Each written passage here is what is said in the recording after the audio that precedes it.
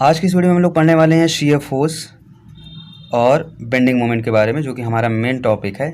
इसके पहले हम लोगों ने पढ़ा है सपोर्ट के बारे में, जो बीम होती है उसके बारे में, जो लोड लगते हैं डिफरेंट डिफरेंट टाइप्स के उसके बारे में, जो बीम के टाइप्स होते हैं उसके बारे में, रिएक्शन फोर्सेस कैसे फाइंड आउट करते हैं बीम के एंड पर उसके बारे में। तो अगर आप लोगों ने वीडियो नहीं देखा हो तो वीडियो देख सकते हैं, डिस्क्रिप्शन में आपको लिंक मिल जाएगा। और आज जो हमें बात करनी है शीयर फोर्स और बेंडिंग मोमेंट के बारे में, उसको कैसे निकालेंगे और क्या होता है इसके बारे में समझ लेते हैं। ये मान लीजिए आपकी एक बीम है, बीम जो है सपोर्ट पर टिकी हुई है। एक यहाँ पर हम लोगों ने सिंपल सपोर्ट ले लिया, एक यहाँ पर रोलर सपोर्ट ले लिया, इस पर टिकी हुई है बीम। उसके बाद क्या है, यहाँ पर एक लोड जो है वो W यहाँ पर काम कर रहा था। जैसा कि आपने देखा था पिछले वीडियो में कि यहाँ पर अगर W लोड काम कर रहा हो तो उसकी वजह से यहाँ पर रिएक्शन फोर्सेस से W/2 आएंगे और यहाँ पर भी W/2 आएगा। ठीक है, अब देखिए यहाँ पर क्या हो रहा है। अगर हम किसी एक क्रॉस सेक्शन को पकड़ लें, यहाँ पर मान लीजिए हमने यहाँ पर एक क्रॉस सेक्शन ले लिया, एक्सिस को मान लिया, एक एक्सिस है, तो इस एक्सिस पर कितना जो है फोर्स काम कर रहा होगा, क्या क्या इसकी कंडीशन होगी, उसके बारे में अगर हम इसका फ्री बॉडी डायग्राम बनाएं तो किस तरह से यहाँ पर होगा। यहाँ पर हमने एक क्रॉस सेक्शन इसका ये ले लिया, एक इसका क्रॉस सेक्शन जो है ये ले लिया। तो यहाँ पर सभी फोर्सेस को डिनोट कर देते हैं जैसे थे। यहाँ पर W काम कर रहा था, यहाँ पर W/2 काम कर रहा है, यहाँ पर लेंथ हम लोग मान ले रहे हैं कि L है। ठीक है, तो यहाँ पर क्या काम कर रहा होगा, W/2। तो अगर इक्विलिब्रियम की कंडीशन देखें तो इक्विलिब्रियम की कंडीशन में क्या होगा, सभी फोर्सेस जो हैं आपस में सभी बराबर हो रहे होंगे। तो यहाँ पर W/2 लग रहा है तो यहाँ पर भी W/2 लगेगा, इस बीम की अगर हम बात करें तो। फिर उसके बाद इस बीम की अगर हम बात करें तो W/2 यहाँ पर लग रहा है, तो इसको भी बैलेंस करने के लिए यहाँ पर W/2 लगेगा। अब यहाँ पर आप देख लो दोनों इक्विलिब्रियम में है कि नहीं। यहाँ पर देखो ये भी इक्विलिब्रियम में है, W/2 ऊपर W/2 नीचे यहाँ पर। फिर यहाँ पर आप देखो W एक नीचे काम कर रहा है और W/2 जो है ये भी आपस में सभी को बैलेंस कर रहे हैं। तो यहाँ पर फोर्स के डायरेक्शन में देखो आप, तो फोर्स की वैल्यू में देखो आप, तो यहाँ पर सिग्मा F तो 0 है सभी के लिए, तो इक्विलिब्रियम में है। बट यहाँ पर आप देखो एक ही क्रॉस सेक्शन पर जो है दो फोर्सेस अपोजिट डायरेक्शन में काम कर रहे हैं, मैग्नीट्यूड सेम है, तो इसलिए यहाँ पर क्या होगा, शेयरिंग फोर्स जनरेट होगा जो कि इसको काटने की कोशिश करेगा। इसको जो है शेयर फोर्स ऐसा ही फोर्स होता है जो कि अपोजिट डायरेक्शन में लग रहा हो, क्रॉस सेक्शन के अलॉन्ग लग रहा हो और वैल्यू सेम हो, मैग्नीट्यूड सेम हो।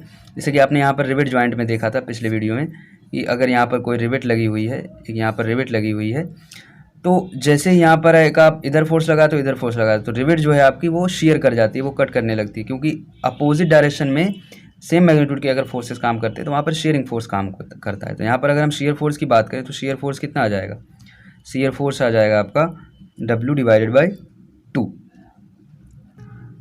और यहाँ पर आप देखिए कपल भी काम कर रहा है, W/2 लेंथ कितना है, लेंथ जितनी भी इसकी हो ये तो हमें नहीं मालूम। यहाँ पर आप सभी को डिनोट कर देते हैं, मान लीजिए A पॉइंट है, ये B पॉइंट है, यहाँ पर ये जो C पॉइंट पर लग रहा था यहाँ पर ये D है।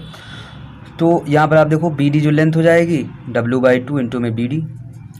यहाँ पर क्या काम कर रहा है, एक तरह का मोमेंट कपल काम कर रहा है, कपल की वजह से मोमेंट बन रहा है। तो यहाँ पर आप देखो ये किस डायरेक्शन में जाएगा, ये आपका जाएगा एंटी क्लॉकवाइज डायरेक्शन में। तो एंटी क्लॉकवाइज डायरेक्शन में जो है आपका मोमेंट बन रहा है, इसको आप पॉजिटिव भी कह सकते हैं। तो ये अगर पॉजिटिव में बन रहा है तो इसको घटाने के लिए यहाँ पर ये इस तरह से काम करेगा, ये काम करेगा आपका क्लॉकवाइज डायरेक्शन में W/2 इंटू में BD, ये माइनस में। तो यहाँ पर अगर आप इस बीम के क्रॉस सेक्शन में देखो, आप इस पॉइंट पर जैसा कि आपने बनाया था, यहाँ पर W काम कर रहा है, यहाँ पर W/2 है, यहाँ पर भी W/2 है, और इस क्रॉस सेक्शन पर हम देख रहे थे। तो यहाँ पर क्या होगा, यहाँ पर ये कुछ इस तरह से यहाँ पर फोर्स लगेगा, ये कुछ इस तरह से यहाँ पर फोर्स लगेगा। तो क्या होगा, इसकी वजह से जो बीम है आपकी यहाँ पर ये बेंड हो जाएगी, कुछ इस डायरेक्शन में यहाँ पर ये बेंड हो जाएगी, और जो मोमेंट लगेगा वो W/2 इंटू में BD इधर भी लग रहा है, W/2 BD इंटू में इधर लग रहा है। तो यही हो जाता है बेंडिंग मोमेंट। और यहाँ पर ये जो आपका लग रहा है शेयर फोर्स। तो अगर हम शेयर फोर्स इस क्रॉस सेक्शन के लिए कहें कि इस बीम के पोर्शन के लिए, तो यहाँ पर आप देखो W/2 यहाँ पर शेयर फोर्स काम कर रहा है एक डाउनवर्ड डायरेक्शन में। और यहाँ पर अगर आप देखो इसी बीम के लिए जो बेंडिंग मोमेंट काम कर रहा है वो है W/2 BD, ये काम कर रहा है आपका anti clockwise direction, anti clockwise direction में। तो शेयर फोर्स आपको पता चल गया और बेंडिंग मोमेंट पता चल गया। और यहाँ से आपको एक कॉन्सेप्ट समझ में आया होगा। अगर आप यहाँ से एक चीज़ देखो कि अगर हम इस क्रॉस सेक्शन के लिए बात करते हैं कि यहाँ पर कितना शेयर फोर्स काम कर रहा है, तो वो उसी फोर्स के बराबर है जो इसके इस साइड में लग रहा है, और इसके अपोजिट काम कर रहा है। मतलब शेयर फोर्स ऑब्वियसली उस क्रॉस सेक्शन पर दोनों डायरेक्शन में अपोजिट भी है और डाउनवर्ड भी डायरेक्शन में है।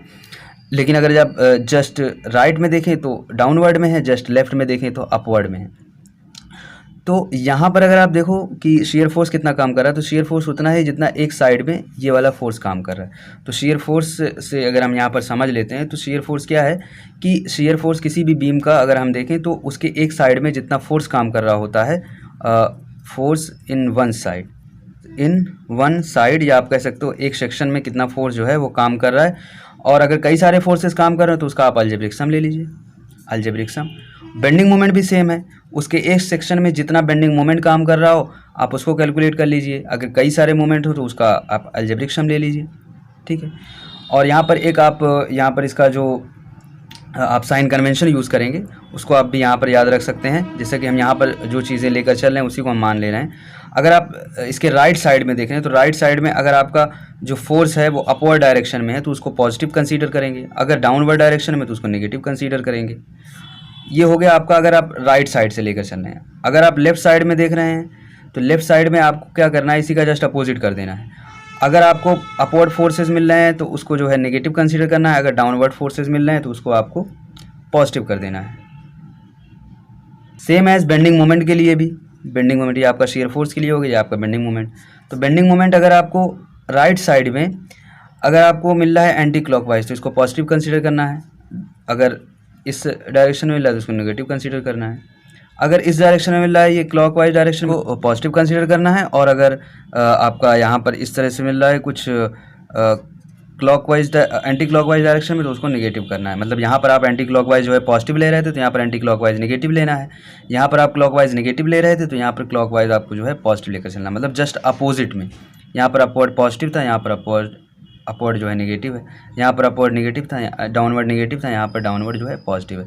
तो जिस तरह से राइट में होगा उसका जस्ट अपोजिट आपके लेफ्ट में होगा। और जहाँ पर ये जो आप साइन कन्वेंशन जो यूज़ करेंगे वही कन्वेंशन आपको हर जगह यूज़ करना है। आप कुछ दूसरा भी ले सकते हैं लेकिन आपको वही कन्वेंशन जो है हर जगह यूज़ करना है। तो आई थिंक आपको समझ में आ गया होगा कि shear फोर्स और बेंडिंग मोमेंट जो है किस तरह से हमें देखना है कि कहाँ पर जो है क्या shear फोर्स लग रहा है, क्या बेंडिंग मोमेंट लग रहा है। तो इसके लिए अभी हम लोग करेंगे एक क्वेश्चन, आपका वो क्लियर हो जाएगा तो उसको करेंगे अगले वीडियो में। आज का वीडियो यहाँ पर एंड करते हैं।